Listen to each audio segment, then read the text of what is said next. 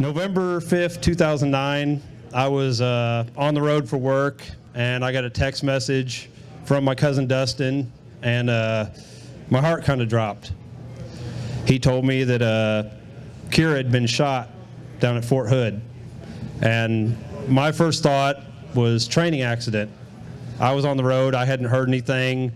You know, I was working, and I said, "What happened?" He said, "There's a crazy guy running around through the deployment center that was shooting."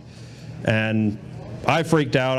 I hopped in my work van, turned around, and drove home, and kept making phone calls trying to figure out what happened. I was freaking out, and then I finally got the word she was okay. She was in the hospital, and I turned on the news and heard about the whole deal, and you know, it scared the living shit out of me. I won't lie. With that being said, I'd like to introduce my little cousin, Keara Torkelson.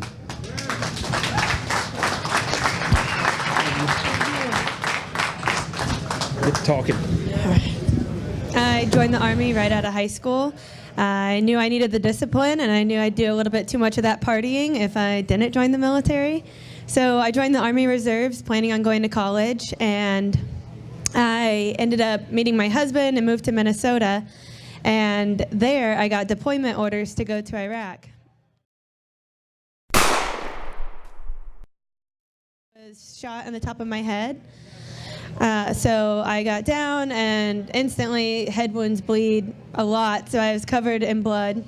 And I almost stood up and was like, "Hey, time out, your rubber bullet hit me, like, I'm bleeding, like, this is not a drill, like, I'm not okay."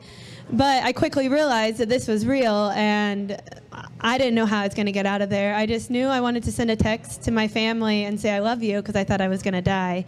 And I wanted my family to know that I loved them. Family's very important to us, like Aaron said. And so instead, I dialed 911 and put my phone down by my side, and I started crawling through this room. When things like this happen, you know, they say fight or flight. There's freeze in there too. You don't know how you're going to react until something like this happens. And I was getting the heck out of there. There were people trying to hide underneath me, and I was like, I'm moving. I need to get out of here.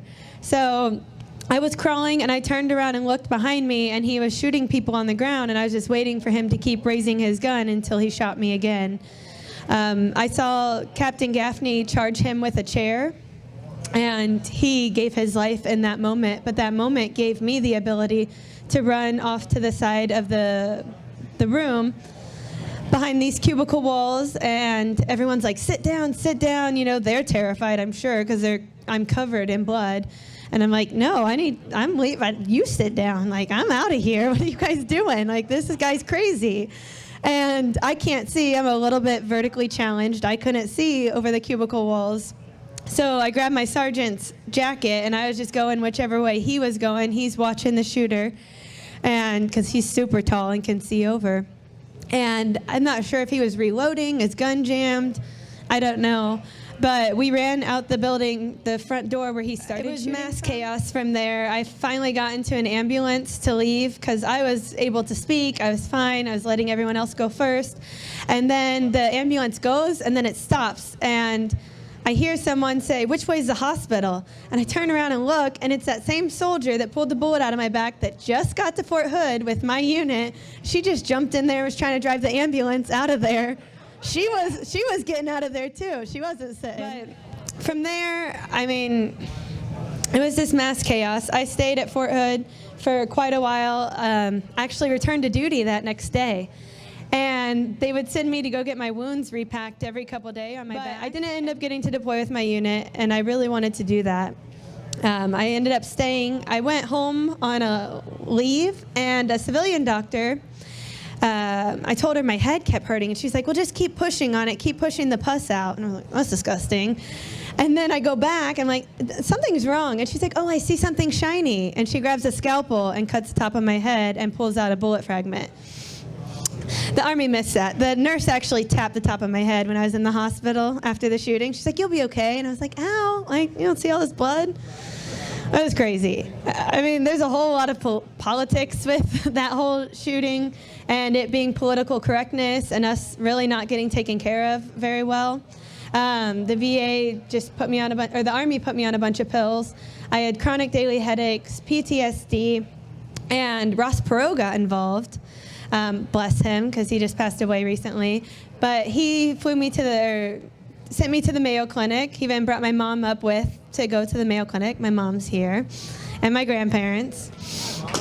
So, and then when Ross Perot didn't get the answers he wanted from the Mayo Clinic, he flew me to Texas to all his top doctors. That man's amazing. Just a couple of days ago, I was going down. With PTSD, I feel like it's a roller coaster, and you can be going really good, and sometimes you stop doing everything that makes you feel good, and you struggle a little bit.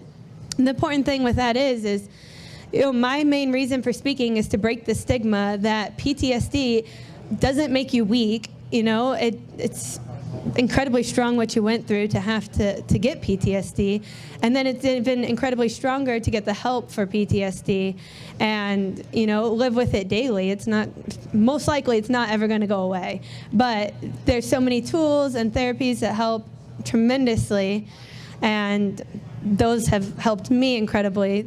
I went through a program here in Kansas City that's a 5-day PTSD program that really incorporated meditation and yoga and eating clean, and that was huge for me because they talk about how your brain is different when you're exposed to PTSD. Your amygdala gets bigger, should be the size of almonds, and can get the size of plums.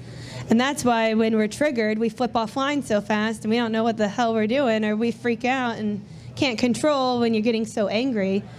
So meditation is scientifically proven to reduce the size of the amygdala. It's actually the only thing that does that. So just sitting calm, and meditation necessarily isn't like this state where you're just like Buddha, or like, the Dalai Lama even says that he never even got to that state. It's just trying to quiet your mind, and when it wanders, you bring it back. And every time you do that, that's a repetition that helps reduce the size of your amygdala. So, little science for you. But so right now I just really like to speak and help if that helps anyone, and then volunteer with veterans organizations and be a part of that community, because that camaraderie that you get in the military is just, it's huge and it's so beneficial, and I like to be a part of that still. And then helping other veterans, helping people in general really just fills me up and makes me feel like I have a purpose still.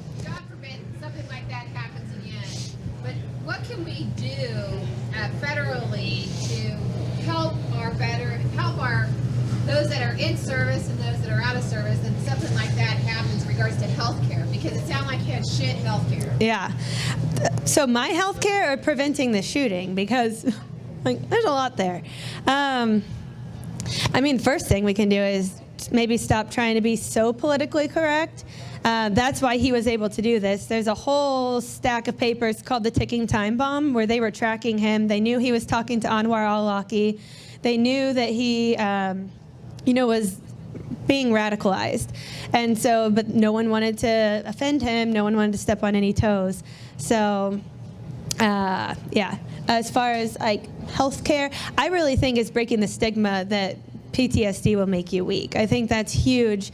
That any mental health issue, just breaking that stigma. There's so many soldiers that don't go get help because they think it's going to be bad for their promotions, be bad for this. But then what's the alternative? They're committing suicide, and then they're not here with us.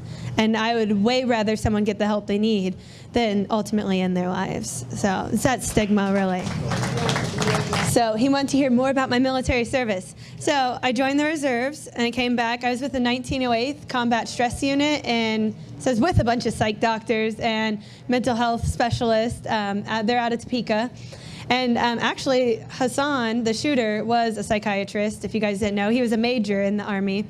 So that was 2009. I joined the Army in 2006, right out of high school. And I loved the military. I loved basic training. I loved, it was hard, and I hated being away from my family. I cried way too much for being homesick. But I loved it. It was so fun. And so I went back and was in the reserves till 2009. And then I was active duty for quite a while with getting medical treatment. And then they put me back on active duty to go to Fort Riley. And then I was just back in the reserves. I had my first son.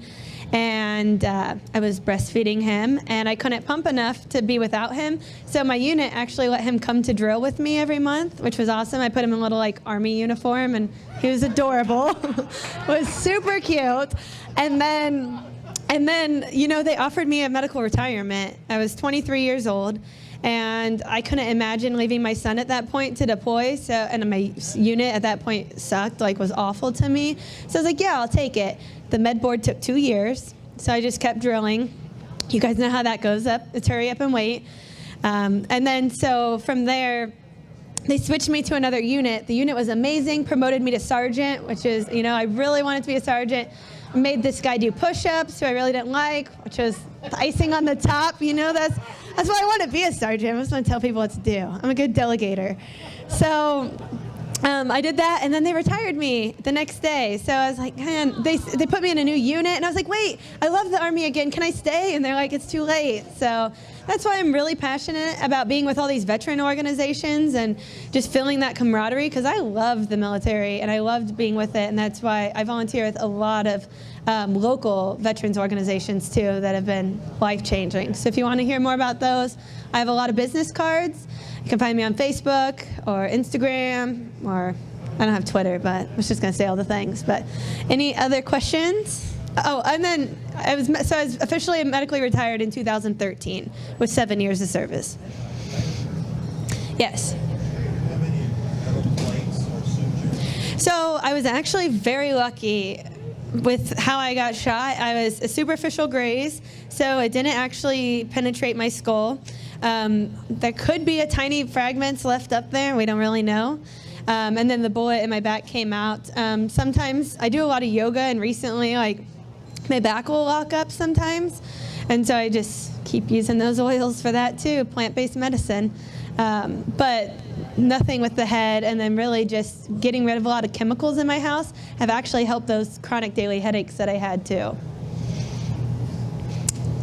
I have one more question. Yes, I like the questions. Keep them coming, guys, if you have any. This was a while ago, and I remember all that, right? But who took the guy down?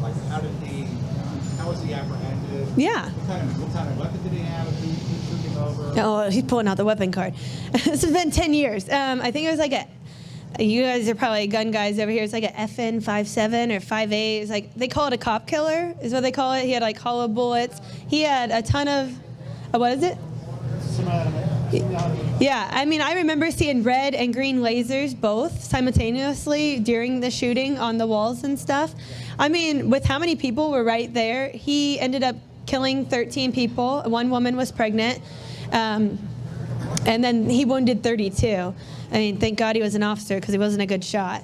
But, I'm saying, with how many people were right there, sorry if anyone's an officer here, don't jump me when I leave. So he came outside of the building, and him and Officer Munley she's a civilian police officer. Him and her engaged in gunfire together. They both were shot. Both were down on the ground, and both of their weapons jammed at the same time. And then another officer, Officer Todd, came and actually subdued him.